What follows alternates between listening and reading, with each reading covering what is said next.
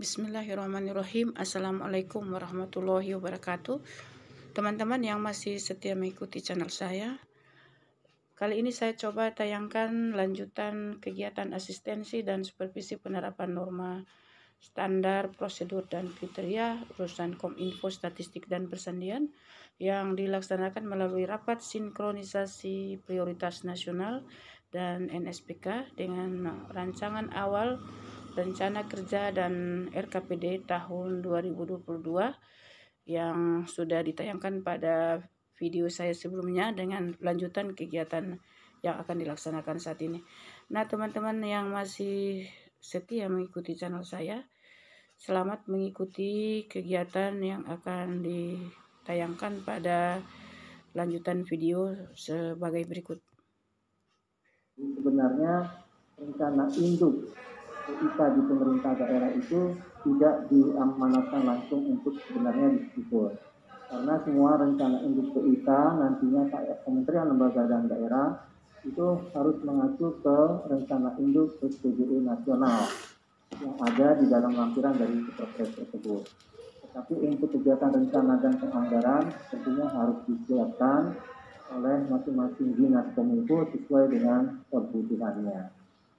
Dan tentunya bukan berarti rencana induk ini tentunya tidak boleh dibuat atau disusun. Boleh saja, karena di dalam PM8 pun pemerintah daerah pun diamanatkan untuk menyusun rencana induk pemerintah berbasis elektronik. Kalau kita mengacu kepada Perpres 95, khususnya pasal 5, tentunya juga harus memuat misi kebijakan, strategi, ada peta jalan, disebutkan di sini juga ada penyusunan arsitektur ya Bapak Ibu ya.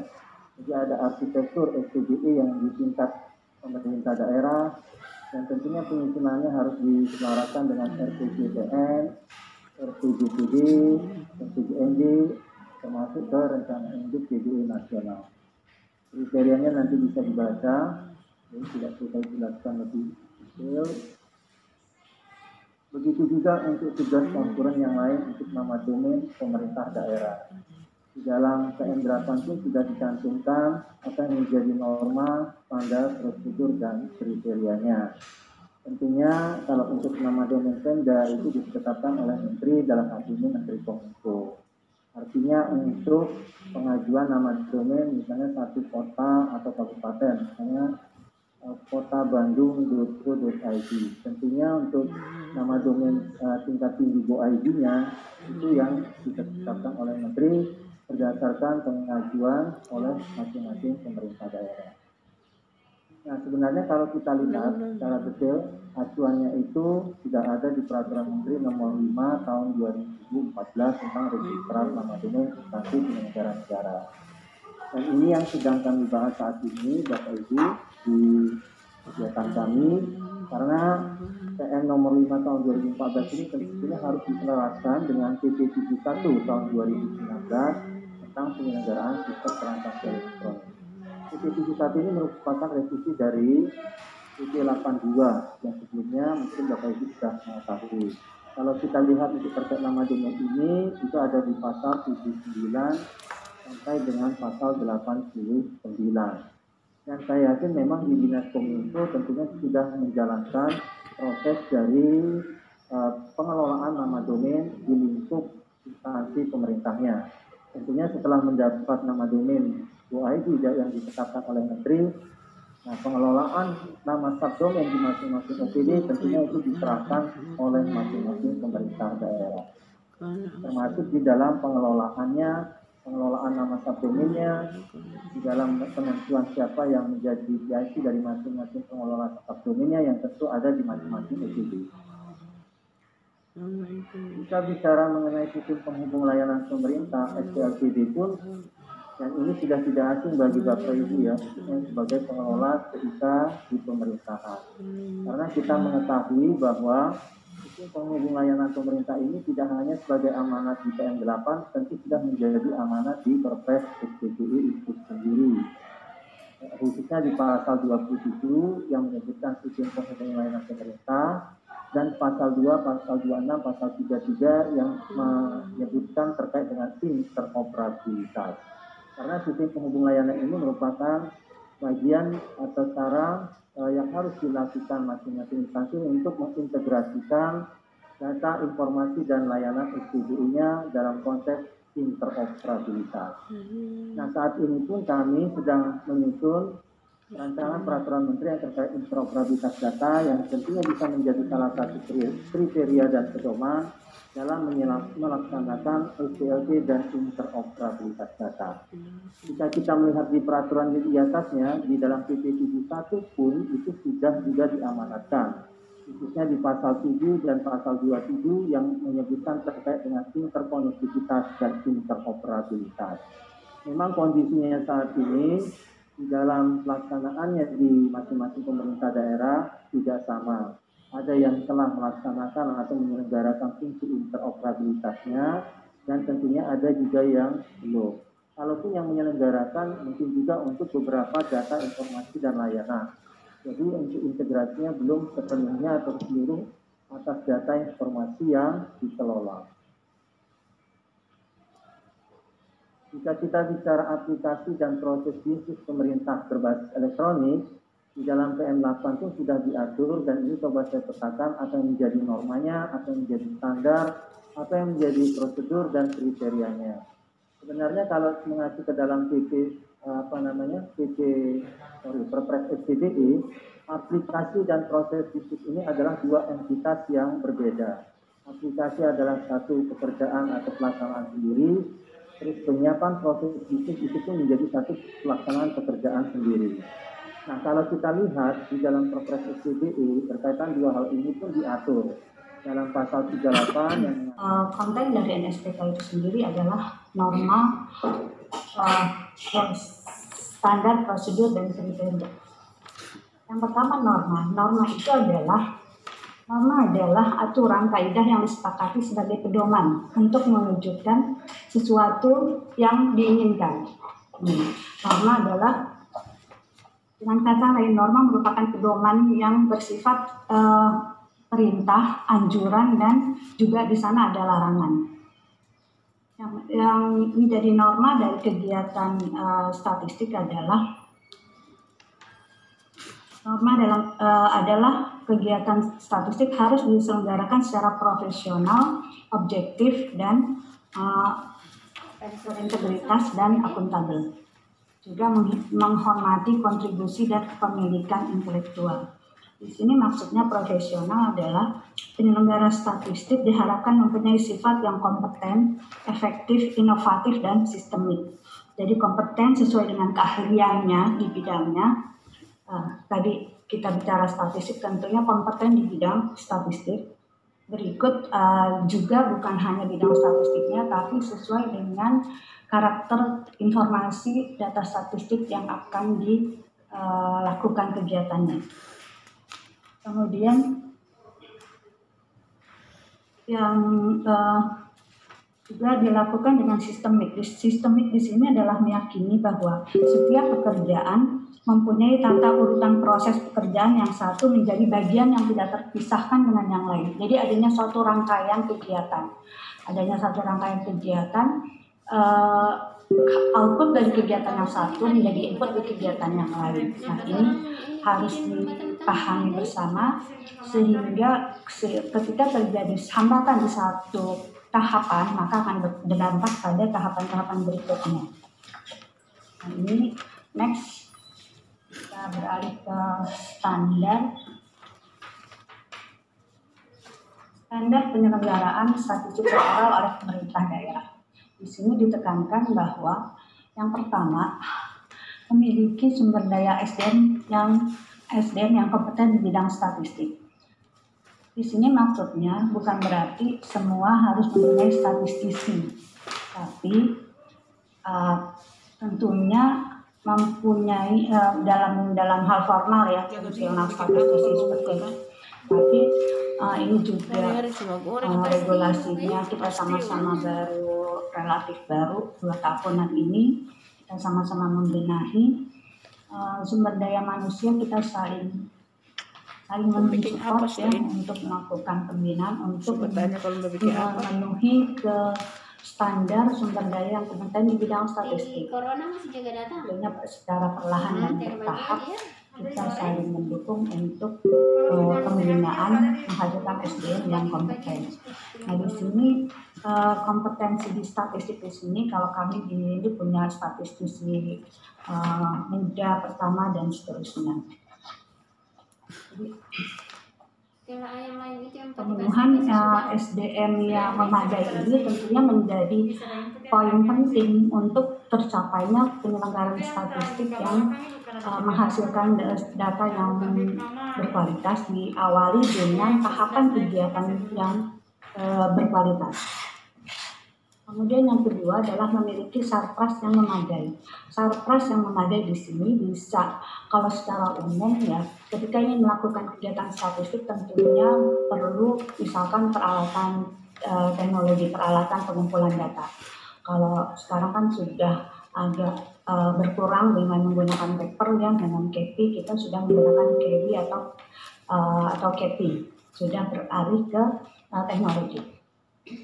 Kemudian yang berikutnya adalah menggunakan konsep definisi metadata metodologi statistik yang baku, standar dari kegiatan statistik. Ini ada konsep definisi dan seterusnya, tentunya nanti akan lebih diuji lagi dengan Perpres SDI ya, dengan 4 prinsip SDI yang dituangkan di Perpres 39. Nah, kembali ke sini tadi untuk standar, jadi sumber daya manusia sumber daya manusia yang kompeten mulai dari tahapan perencanaan sampai kedua tahapan pengumpulan, tahapan pemeriksaan dan tahapan penyebarluasan sesuai dengan tadi tahapan yang kegiatan pengumpulan data statistik secara umum yang tertuang dalam Perpres 39. Dalam repositori aplikasi SDGI, tentunya repositori aplikasi SDGI ini pun disediakan oleh Kementerian Kominfo melalui layanan Pusat Data Nasional. Nanti Mbak kalau waktunya sudah ini bisa diingatkan kembali. Untuk pendaftaran sistem elektronik sendiri pun itu ada di PM8 dan ini sebenarnya memang tidak masuk di dalam penyebutan 12 komponen itu. Seharusnya ini menjadi komponen tersendiri di dalam pelaksanaan kegiatan di Dinas Kominfo pada saat setelah dilakukan pengembangan dan pembangunan aplikasi. Dalam hal ini, pemerintah daerah itu diperbolehkan untuk mengembangkan aplikasi khusus. Karena aplikasi khusus tentunya aplikasi yang memang hanya digunakan untuk kebutuhan di instansinya untuk menunjang kegiatan-kegiatan layanan yang ada di instansi masing-masing. Dan ini sudah dijelaskan tadi ada di Permen Kominfo nomor 10 secara prosedur dan pendaftarannya. Nah kalau kita mengacu ke Perpres 95 memang ini ada 2 paparan slide yang saya sampaikan. Ada yang berkaitan dengan aplikasi umum dan ada yang berkaitan dengan aplikasi khusus. Tentunya nanti apa yang istilah aplikasi umum, definisi aplikasi khusus tentu bisa dapat kita pahami dan mudah untuk dipahami sebenarnya. Aplikasi umum secara umum bisa kita sebutkan aplikasi yang memang punya sama standar dan digunakan secara berbagi pakai oleh instansi pusat atau pemerintah daerah. Atau dengan kata lain ini aplikasi yang digunakan oleh lebih dari satu instansi pemerintah baik di pusat maupun daerah. Sedangkan aplikasi itu tadi sudah saya jelaskan itu aplikasi memang untuk kebutuhan internal di instansinya. Apa yang menjadi ketentuannya yang harus dilakukan tentunya ada di pengaturan aplikasi umum itu. Kemudian dan ini bisa dibaca pada prinsipnya bahwa aplikasi umum ini itu ditetapkan oleh Kementerian PAN-RB. Tetapi harus mengacu tetap kepada standar teknis dan prosedur pembangunan aplikasi umumnya yang sekarang ini dalam proses untuk pengajuan rancangan peraturan menteri berkaitan dengan hal tersebut. Dan di dalam pembangunan pengembangannya, aplikasi umum ini harus mengacu kepada arsitektur SDGI nasional. Artinya, aplikasi umum ini karena memang dipakai secara nasional harus selaras dengan hal tersebut. Dan aplikasi umum ini dan kode sumbernya itu juga harus didaftarkan disimpan pada repositori aplikasi SDGI. Nah, apakah ada pertanyaan pemerintah daerah dapat mengajukan aplikasi umum? Dapat, karena aplikasi umum ini tidak hanya tertutup kepada 8 aplikasi ini yang ditetapkan di dalam proses SPDE. Tentunya kalau kita lihat saat ini ada lebih dari 8 tersebut yang dapat dijadikan aplikasi umum. Dan proses pengajuannya tentunya itu berkoordinasi dan langsung disampaikan kepada Kementerian Pan-RB. Dalam slide ini adalah yang mengatur 5 menit lagi. Ya, terkait dengan aplikasi khusus yang tentunya ini berkaitan dengan pembangunan aplikasi yang ada di internal masing-masing.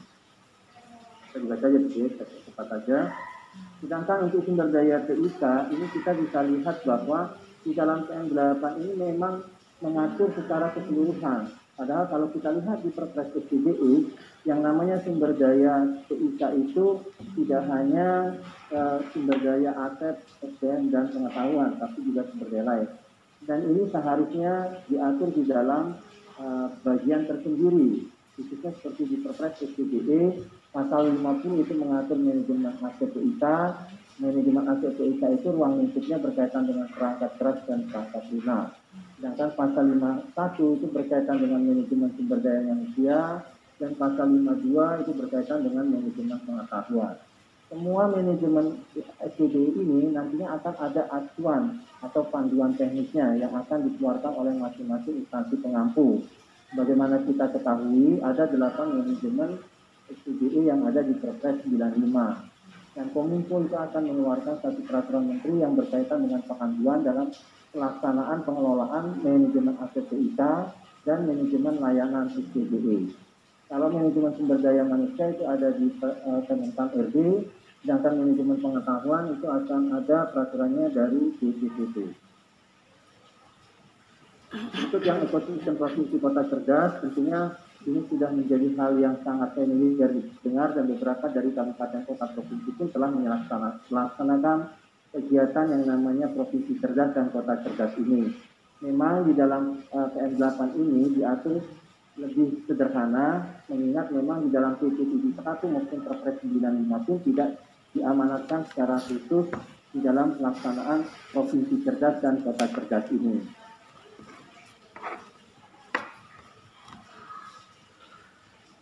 Begitu juga yang GCIO, di dalam PM8 disebutkan istilah entitas GCIO sebagai pejabat yang mengelola TIK di pemerintah daerah.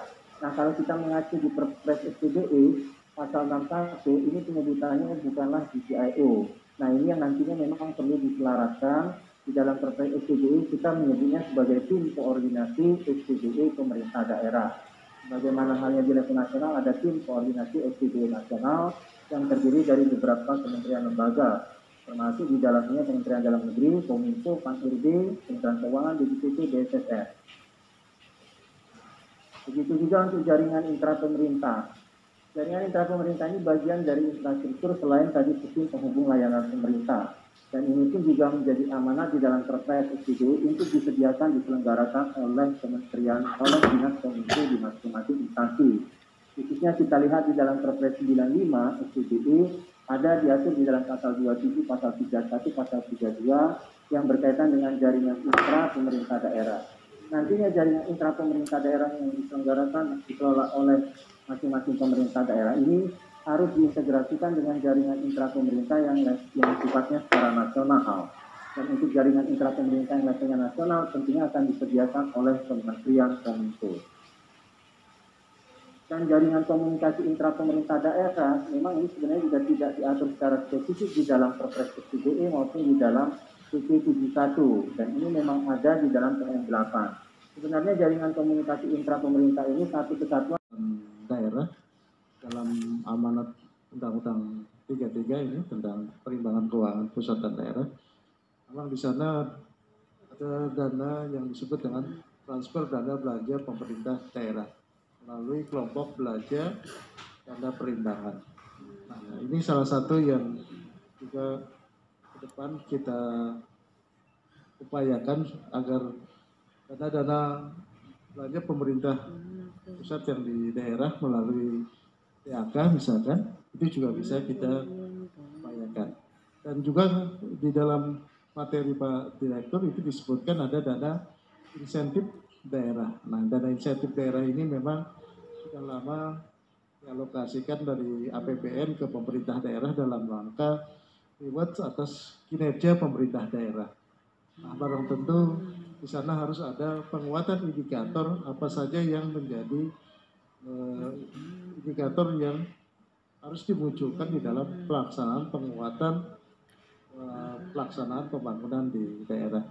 Ke depan memang kita memahami bagaimana tugas dan beban yang berat dipikul oleh teman-teman di Dinas Kominfo. Nah, ini juga pada saat pertemuan di Kota Malang oleh asosiasi juga muncul beberapa hal yang menjadi kekuatan di ke depan. Memang mungkin barangkali kita coba nanti rumuskan bagaimana upaya-upaya yang harus dilakukan dalam rangka hubungan perimbangan keuangan antara pusat dan daerah. Nah, ini juga melihat dari nanti kemampuan kapasitas fiskal yang ada di pemerintah. Nah, ini juga sedang kita upayakan dalam rangka pelaksanaan hubungan perimbangan keuangan pusat dan daerah. Dengan itu maka pada hari ini kita rapat tentang bagaimana sinkronisasi ya, prioritas nasional dan NSPK. Setelah kita rumuskan juga nanti kita upayakan dengan teman-teman Bappenas sudah, teman-teman Kementerian Kominfo juga sudah, hanya tinggal satu nanti kita carikan upaya dengan teman-teman Dirjen Perimbangan Keuangan ya, Menteri Keuangan ini sebagai bendahara umum negara ya, ini mereka yang mampu menghitung kapasitas fiskal ini ya. Kalau saya secara pribadi melihatnya ini adalah tinggal bagaimana kemampuan kapasitas fiskal negara untuk mengalokasikan anggaran yang menjadi prioritas nasional di bidang Kominfo utamanya, sehingga teman-teman di Dinas Kominfo ini ya satu-satunya dinas yang berbeda dengan OPD-OPD yang lain ya, saya lihat ini juga kemungkinan besar kita upayakan untuk penguatan sumber pendanaan yang berasal dari APBN melalui transfer belanja pemerintah pusat ya daerah. Nah, ini untuk ke depan yang coba kita rumuskan secara bersama.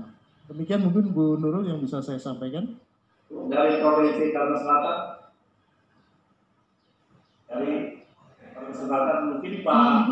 Iya Pak. Pak Fadis, Kalimantan Selatan. Silakan Pak. Sehat Pak kabarnya Pak? Alhamdulillah sehat. Siap Pak, silakan Pak. Mungkin Pak dari Kepri, dari Asosiasi Kominfo, dari Pak Henry ada acara di DPRD. Jadi mungkin kami dari Asosiasi Kominfo Provinsi dan Provinsi juga ya mungkin mengharapkan seperti apa yang dikatakan oleh Pak tadi, bahwa dana GAK atau TV itu sangat diperlukan sekali loh untuk kami di daerah, karena beban kami di daerah ini luar biasa sebenarnya. Ditambah lagi selain itu ada fungsi informasi dan juga KPID yang kami juga harus jadi bebannya luar biasa. Jadi tolong cek yang dari kabupaten kota berkaitan dengan kabupaten kota, tolong nanti disampaikan ke menterinya. Itu adalah merupakan keluhan di daerah yang kami harapkan bisa direalisasikan di tahun 2022 nanti. Kemudian kami mengharapkan juga tidak ada lagi yang masuk ya program yang langsung masuk ke kabupaten kota atau provinsi yang tidak diketahui oleh kabupaten kota dan provinsi. Nah, ini yang kami harapkan sekali dari beberapa pertemuan, sehingga nanti kita melakukan jadi rencana itu matang seperti BPS dan BPSN sudah bisa melakukan hal itu. Seperti BSSN dia melakukan pelatihan ada 100 orang dipanggil ke provinsi dari 3 orang, biayanya dari sana. Kemudian cuma uang hariannya yang tidak, nah itu nanti anggarkan. Seperti itulah yang harapan kami. Itu saja mungkin tanggapannya dari Kominfo. Mengasih. Assalamualaikum warahmatullahi wabarakatuh. Mungkin terkait DA, itu Pak, mungkin Pak Ucup ada kira-kira konkretnya itu program-program apa saja ya Pak yang bisa di DA-kan, apakah infrastruktur atau non-infrastruktur kayak gitu Pak.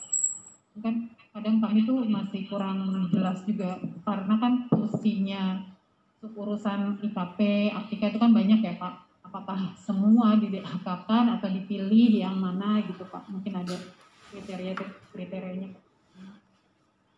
Baik, terima kasih Bu Nurul. Jadi kemarin setelah kita lakukan rapat koordinasi teknis ya, secara ini memang Pak Kadis, ini yang namanya rakor teknis memang benar-benar teknis sih Pak Kadis. Jadi kita penetapan dari persoalan program dan kegiatan, mengawal indikator urusan sampai penetapan prioritas nasional ya. Kemarin juga sudah kita sepakati secara bersama dari 3 urusan baik yang ada di Kominfo, statistik maupun persandian. Dan itu jelas memang ada penguatan-penguatan program prioritas nasional yang harus kita dukung baik di tingkat provinsi terutama sebagai wakil pemerintah pusat di daerah. Dukungan-dukungan penguatan dari prioritas nasional ini barangkali juga menjadi program dan kegiatan yang harus kita dukung. Hanya beberapa hal yang menjadi catatan memang luar biasa sekali nih, yang penguatan-penguatan kegiatan yang ada di Kementerian Kominfo. Karena Kementerian Dalam Negeri sebagai pembina umum, sementara pelaksanaan pembinaan teknis ada di Kementerian Teknis. Nah, saya melihat satu program transformasi digital dengan turunannya, ya kalau saya sebut turunannya ini luar biasa sekali nih Pak Kadis ya.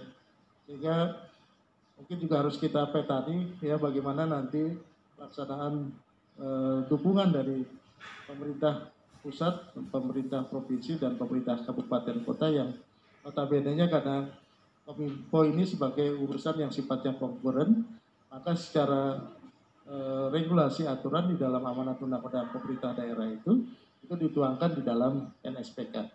Ya idealnya memang penguatan yang tadi juga sudah disinggung oleh Pak Direktur, terutama fokus tentang fungsi Dinas Kominfo sebagai wali data ini juga barang tentu harus didukung dengan penguatan daripada keuangannya. Ya. Jadi juga kita melihat pendanaan yang harus diberikan kepada Dinas Kominfo yang ada di provinsi maupun kabupaten kota. Nah, ke depan kita coba rumuskan sama-sama bagaimana melihat prioritas-prioritas nasional yang sudah dicanangkan dan dilakukan dukungan sehingga pada saatnya nanti kita akan minta ke teman-teman di perimbangan keuangan sebagai bendahara umum negara untuk memberikan anggaran dalam bentuk baik itu PAK maupun dana insentif daerah.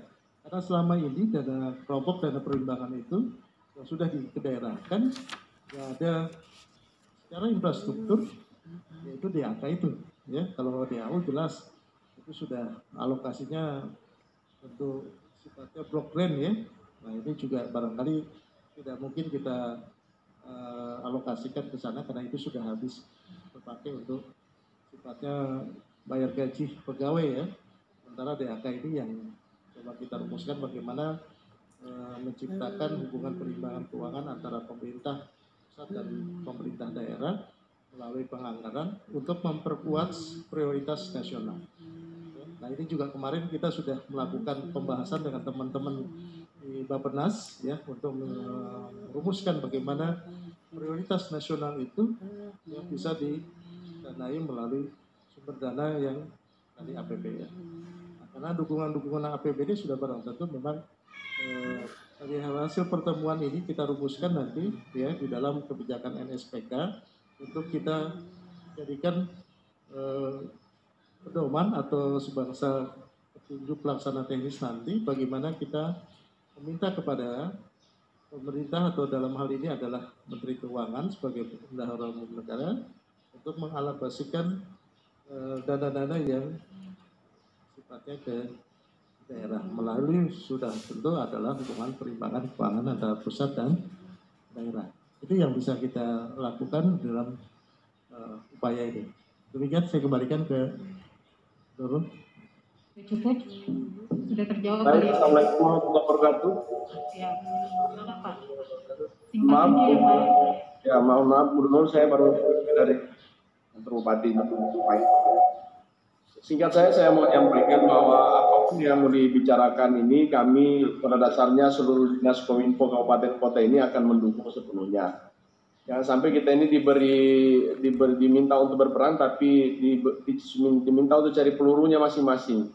Dari awal kami sudah menyampaikan bahwa ya kalau bisa Kementerian Kominfo berikhlas diri untuk ikut berbagi dana DAK atau dana tugas pembantuan lah ke dinas kabupaten kota agar supaya mampu mendorong teman-teman di kabupaten kota itu untuk ikut bekerja secara maksimal dengan kolaborasi yang apik dengan teman-teman kementerian. Tapi alhamdulillah selama 1 tahun ini kami melakukan itu, sampai hari ini belum juga ada titik terang terhadap hal itu. Termasuk teman-teman Aspopsi sudah hampir 7 tahun ikut menyuarakan ini, tapi alhamdulillah juga sampai hari ini belum juga tuntas. Di saat sosialisasi PEN kita sudah sama-sama sepakati, tapi begitu Ibu Sekjen pensiun ikut juga berakhir kesepakatan itu. Sehingga itu kami berharap teman-teman di Diskominfo Kabupaten Kota ini tolong diperkuat dari sisi regulasinya, dari sisi penganggarannya. Itu saja harapan dari teman-teman di Dinas Kominfo Kabupaten Kota ini. Berharap dari APBD saja itu rasanya tidak cukup karena kita belum menjadi prioritas utama dalam proses penyusunan APBD di Kabupaten Kota, dan itu hampir semua merasakan kondisi itu oleh Dinas Kominfo di Kabupaten Kota. Yang terakhir, mungkin harapan kami dalam penyusunan harapan kami kepada pihak Kementerian Dalam Negeri yang sering menyusun pedoman penyusunan APBD setiap penyusunan APBD di kabupaten kota atau di daerah, itu juga bisa menyisipkan misalnya dari total sekian belanja modal APBD misalnya 1% dari situ menganggarkan ke pembelanjaan Dinas Komunikasi dan Informatika untuk mendorong proses digitalisasi, proses komunikasi dan proses data tadi, sehingga bisa menjadi kekuatan juga yang bisa dilakukan oleh teman-teman Dinas Kominfo dalam melakukan pergerakan. Bagaimana mungkin sekarang Dinas Komunikasi dan Informatika bergerak kalau ada dinasnya di kabupaten kota itu anggarannya hanya 1 miliar selama 1 tahun. Saya pertama masuk di Kominfo ini anggarannya 2 miliar selama 1 tahun. Setelah ini ada masuk jadi 4 miliar karena apa? Humasnya masuk. Baru anggaran untuk humas itu sudah 2 miliar lebih untuk kerjasama dengan media. Dalam kondisi penganggaran seperti itu, lalu kita mau diminta untuk bergerak secara cepat, bergerak untuk lebih dinamis terhadap pergerakan itu. Rasa-rasanya kami di Dinas Kominfo di Kabupaten Kota ini bergerak atas inisiatif, atas ketulusan kami untuk menjaga dan membesarkan dinas ini, dan itu kami berjalan secara tertatih-tatih. Itu perasaan yang hampir sama dirasakan oleh seluruh teman-teman kabupaten kota di seluruh Indonesia. Mungkin apalagi kami yang ada di wilayah timur seperti ini mau meminta tower saja harus ada persyaratan 3T itu juga ada sulit bagi kami. Ruang-ruang ini yang sebenarnya sering kami sampaikan baik di forum-forum grup diskusi, tapi sayang yang banyak berkomunikasi dengan kami Ibu Nurul. Apakah komunikasi itu sampai ke tingkat pengambil kebijakan atau tidak, itu Allahu a'lam bishawab. Tapi mudah-mudahan di bulan Ramadan ini saya masih punya keyakinan bersama, mudah-mudahan ada ketukan hidayah. Itu hidayah Tuhan di akhir momen Ramadan ini pada teman-teman kementerian untuk ikhlas berbagi anggaran dengan teman-teman di daerah. Billahi taufiq wal hidayah. Wassalamualaikum warahmatullahi wabarakatuh. Mohon maaf jika ada hal-hal yang keliru, ada hal-hal yang tidak berkenan kalimat-kalimatnya, dan saya jauh hari ingin menyampaikan minal aidin wal faizin, maaf lahir batin. Terima kasih. Sama-sama Pak, mohon maaf lahir batin. Terima kasih atas masukan-masukannya. Mungkin dari Biro Perencanaan Kominfo, Pak Oriza Taslim bisa bergabung. Sambil nunggu Pak Oriza, Pak Ucup bisa kasih tanggapan Pak. Insyaallah. Jadi memang komitmen bersama ini Pak Kadis yang harus kita bangun. Kami juga di Kementerian Dalam Negeri di Direktorat Jenderal Bina Bangunan berkomitmen mengawal 32 urusan, yang salah satunya urusan ada di tempat kami. Dan Pak Direktur juga sepulang dari pertemuan di Kota Batu, walaupun sedikit digoyang gempa setelah acara, tapi beliau tetap berkomitmen dan hari ini beliau melihat bagaimana tadi di awal pembukaan beliau sudah berkomitmen untuk memperkuat kuali data ya, dengan beberapa permasalahan-permasalahan yang ada, di antaranya adalah masalah anggaran. Dan kami juga Bapak dalam konteks untuk dokumen perencanaan anggaran baik di RKPD, saat ini kami juga sedang menyusun pedoman RKPD tahun 2022. Dan insya Allah ini dalam proses harmonisasi bersama dengan teman-teman di kementerian dan lembaga. Samping itu juga kami barang tentu sedang melakukan penyusunan pedoman APBD. Ya, usulan-usulan teman-teman yang ingin memasukkan ya kan atau memberikan dukungan untuk anggaran katakanlah sebesar 1% sampai 5% yang kemarin sempat tercetus di dalam forum komunikasi. Dan ini juga sudah kami komunikasikan dengan teman-teman di Dirjen Perimbangan Keuangan Kementerian Dalam Negeri. Hanya mungkin pada kesempatan pertemuan yang lain nanti kami akan hadirkan teman-teman di Dirjen Perimbangan Keuangan bagaimana beliau menghitung kapasitas fiskal untuk penguatan Dinas Kominfo dalam rangka melaksanakan dukungan prioritas nasional. Dan secara pribadi saya melihatnya memang optimis nih Pak Kadis nih dengan teman-teman di Dinas Kominfo karena tahun ini MOU antara dua menteri ya yang sudah diperbarui ini sudah ditandatangani oleh Pak Menteri. Dan ini jalan terbaik kita di level tingkat menteri sebagai pembantu presiden barangkali ya kebijakan itu sudah di atas kertas sehingga nanti tinggal pelaksanaan kebijakan di level eselon 1. Di level kami ini secara teknis tinggal mendorong bagaimana penguatan-penguatan yang ingin dilakukan oleh teman-teman di Dinas Kominfo untuk memperkuat penganggaran. Insya Allah Pak, nanti saya juga optimis ya, mudah-mudahan tahun ini kapasitas fiskal negara cukup baik sehingga bisa dialokasikan sumber anggaran. Kalau secara hubungan perimbangan keuangan sudah memang ada slot yang diberikan kepada pemerintah daerah melalui sumber anggaran APBN. Hanya memang pendistribusian dari anggaran yang ada di pemerintah daerah ini melalui dana perimbangan keuangan ini masih terasa belum berimbang ya antara kepentingan-kepentingan yang ada dari kami. Terima kasih. Mungkin Pak Yusuf dari Kominfo bisa kasih tanggapan Pak. Ya, saya akan coba kasih tanggapan dulu. Dan nantinya diskusi dengan memberikan solusi yang baik ya Bapak Ibu. Pertama memang masalah anggaran ini tidak hanya isu yang di tingkat pemerintah daerah, tapi juga di tingkat pemerintah pusat Pak, sebenarnya sama kondisinya. Jadi mengingat karena 2 tahun belakangan ini, apalagi pandemi COVID pun, kita pun juga di pemerintah pusat pun banyak sekali melakukan eksekusi anggaran yang memang ditujukan untuk fokus utama saat ini adalah penanganan COVID. Tapi di luar itu Bapak, kalau kita melihat Perpres PDB, tadi beberapa slide tadi saya sudah sampaikan, khususnya misalnya untuk pelaksanaan tugas konkuren untuk urusan apika. Sebenarnya yang menjadi layer utama itu adalah penyiapan dari sisi infrastruktur maupun dalam hal proses pembangunan, pengembangan aplikasinya. Nah, kalau kita bicara infrastruktur, Pak, sebenarnya di Kementerian Kominfo melalui Dirjen Aplikasi Informatika, seperti tadi yang disampaikan, kami saat ini pun sudah menyediakan pusat data nasional sementara, Pak.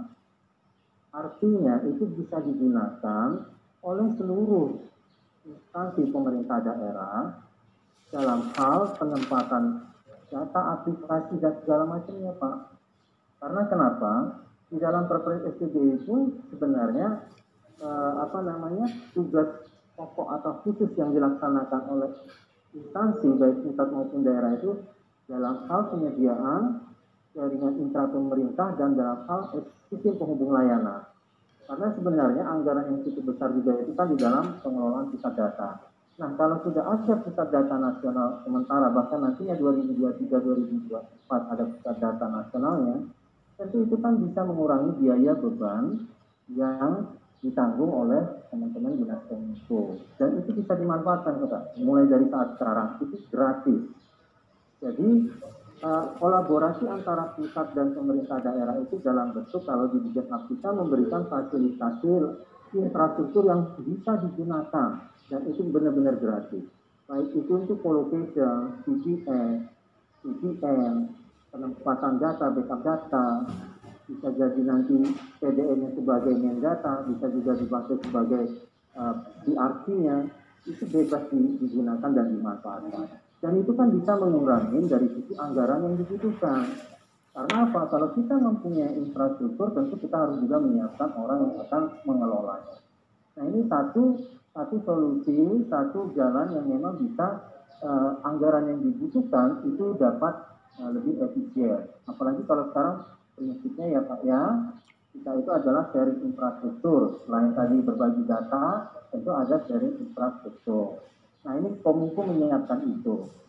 Termasuk dalam hal misalnya untuk penyiapan jaringan intra pemerintahnya sendiri ataupun pelaksanaan interoperabilitasnya, itu pun juga diberikan layanan untuk membantu dalam penyiapan pelaksanaan itu di Kementerian Kominfo melalui Dijen Aplikasi Informatika.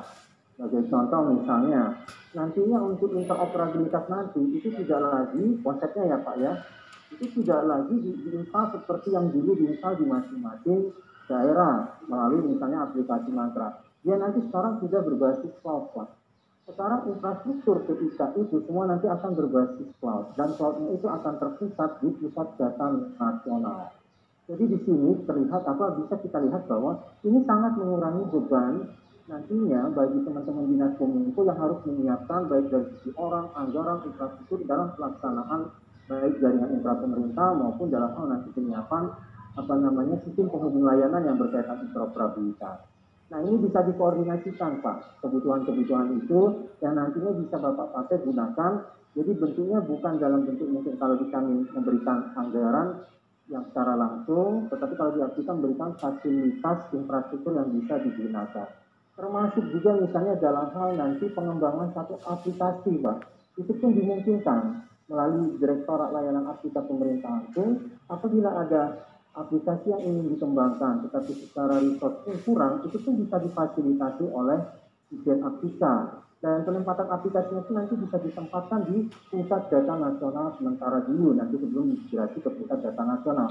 Jadi itu biaya-biaya besar yang berkaitan dengan itu tentu bisa difasilitasi diberikan melalui layanan pusat data nasional. Itu mungkin Pak Haris, Pak Yusuf yang bisa saya tanggapi. Mungkin ada beberapa dana-dana yang memang perlu diperlukan berkaitan tadi Pak Yusuf katakan untuk mendukung sektor atau program kegiatan strategis, ya itu bisa saja. Tetapi kalau dari sisi kita bicara infrastruktur TIK dan aplikasi, Dijen Aptika melalui Direktorat Laut itu sudah menyediakan fasilitasi yang dapat dimanfaatkan secara gratis, tidak hanya oleh pemerintah daerah, juga oleh pemerintah pusat. Bahkan pemerintah pusat tadi sudah banyak Pak Ucup memanfaatkan pusat data nasional sebagai hasil clearance kami Pak. Clearance terhadap belanja TIK yang memang saat ini hanya khusus di kementerian dan lembaga. Demikian Pak yang mungkin saya bisa sampaikan. Nantinya ini tetap kita bisa follow up. Dan tentunya kalau yang berkaitan dengan aksesibilitas, memang itu ada bagian yang lain ya Pak ya, harus di bakti yang tadi Bapak sudah sampaikan, 3T, memang itu ketentuannya demikian Pak memang. Nah ini mungkin satu effort yang memang lebih khusus untuk bisa membuat aksesibilitas itu sampai ke desa-desa. Demikian Bu Nurul yang bisa kami sampaikan, mudah-mudahan ini bisa membantu menjawab dan memberikan solusi Pak untuk saat ini, karena memang nantinya ke depan itu, semua itu nanti akan infrastruktur berbasis cloud, dan aplikasinya pun juga berbasis cloud. Dan nantinya aplikasi pun nantinya hanya ditujukan untuk aplikasi khusus yang di pemerintah daerah, dan kita nanti semua akan mengarah menuju aplikasi umum Pak. Bisa jadi nanti ke depan itu 80% semua aplikasi nanti adalah aplikasi umum. Jadi biaya beban untuk mengelola satu aplikasi, mengelola infrastruktur itu ditekan seminimal mungkin di masing-masing instansi pemerintah. Demikian Pak. Terima kasih Mbak. Berarti memang dalam rangka penguatan tadi Pak Direktur sudah singgung sebagai penguatan validata untuk dukungan satu data Indonesia, satu data Indonesia. Nah, sehingga ke depan ya teman-teman di Dinas Kominfo yang notabene sebagai wali data yang sudah ada di seluruh Indonesia, sehingga konsep tersebar untuk satukan negeri, menyamakan persepsi bisa dilaksanakan melalui cara seperti ini. Next.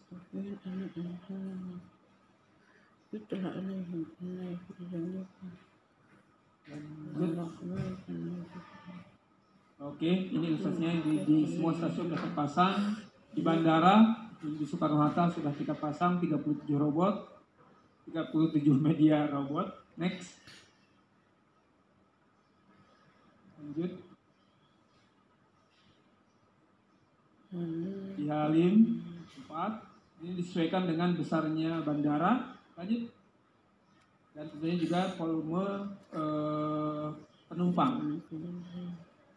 Di Bandung, di Husein ada 6 TV. Lanjut. Di Padang 10 TV. Lanjut. Next. Palembang 5, Medan 14. Oke, lanjut aja.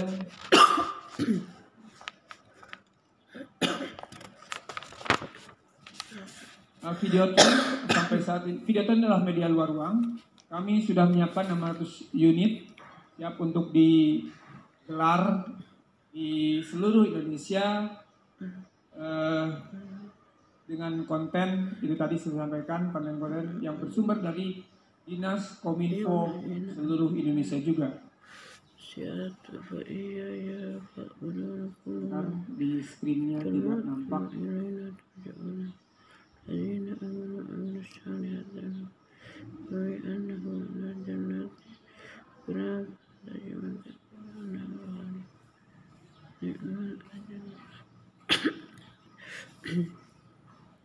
Alladzina sabaru ala rabbihim yatawakkalun ka'ayyin min dabbatin la tahmilu. Oh, udah ada. Ya, oke. Coba bayangkan. Peta ya. Coba Heri bawa ke sini Heri.